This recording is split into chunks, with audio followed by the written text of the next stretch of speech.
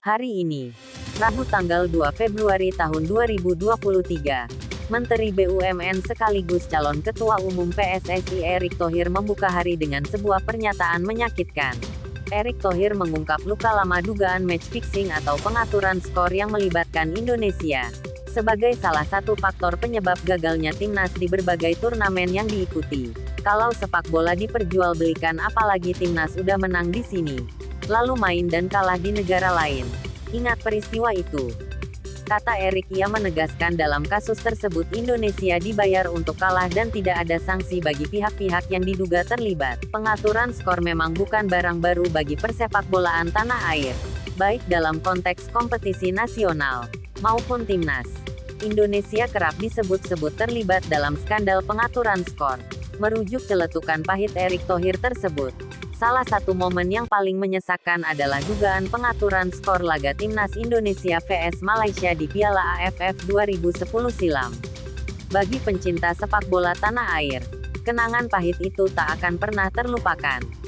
Pasalnya, skuad merah putih yang digadang-gadang menjadi kampiun di turnamen tersebut, terpaksa gagal menjadi juara di sebuah pertandingan yang diduga begitu kental dengan skandal pengaturan skor. Peristiwa itu terjadi di partai puncak leg pertama di Stadion Bukit Jalil, Malaysia. Timnas Garuda bertandang dengan kepala tegak dan penuh percaya diri. Indonesia yang tampil perkasa sepanjang kompetisi memang dijagokan sebagai pemenang, berbanding terbalik dengan timnas Malaysia yang melaju dengan terseok-seok kala itu. Bukit Jalil National Stadium, Kuala Lumpur, tanggal 26 Desember tahun 2010. Tempat dan waktu yang tak terlupakan. Indonesia dibantai Malaysia 3 gol tanpa balas. Pertandingan di babak pertama terlihat berjalan normal, namun drama di babak kedua menghentak Indonesia. Gawang Marcus Haris Maulana dikoyak sebanyak 3 kali dalam waktu berdekatan.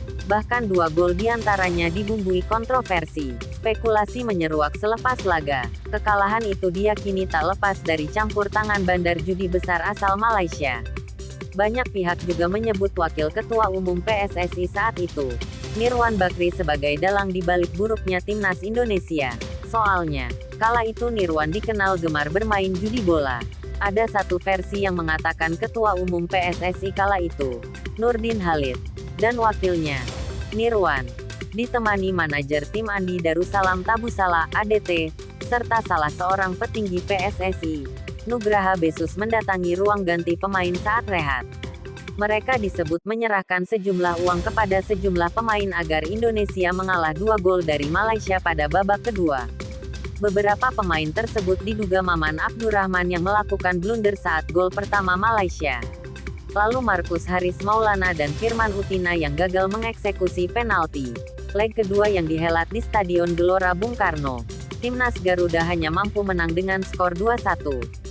Indonesia takluk dengan agregat 4-2. Harimau Malaya mengangkat trofi.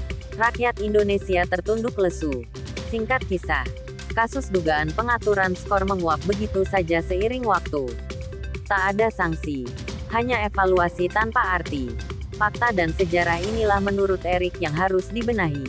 Ia menyebut itu nyali untuk mengurai dan membersihkan mafia sepak bola di Indonesia. Indonesia itu harga mati, tukas Erick Thohir. Erick menilai banyak yang perlu dibenahi dalam tubuh PSSI. Hal ini bakal menjadi fokusnya jika berhasil terpilih menjadi ketua umum nanti. Perbaikan sepak bola Indonesia. Banyak teori, banyak konsep. Sebenarnya yang harus kita lakukan adalah kita bernyali untuk sepak bola yang bersih dan juga sepak bola yang berprestasi. Erick saat ini diklaim sudah mengantongi sebanyak 60 suara dari voters. Jika terpilih sebagai ketum PSSI baru, apakah Erick mampu membawa angin segar seperti pembersihan borok yang dilakukannya di Kementerian BUMN? Kita tunggu buktinya.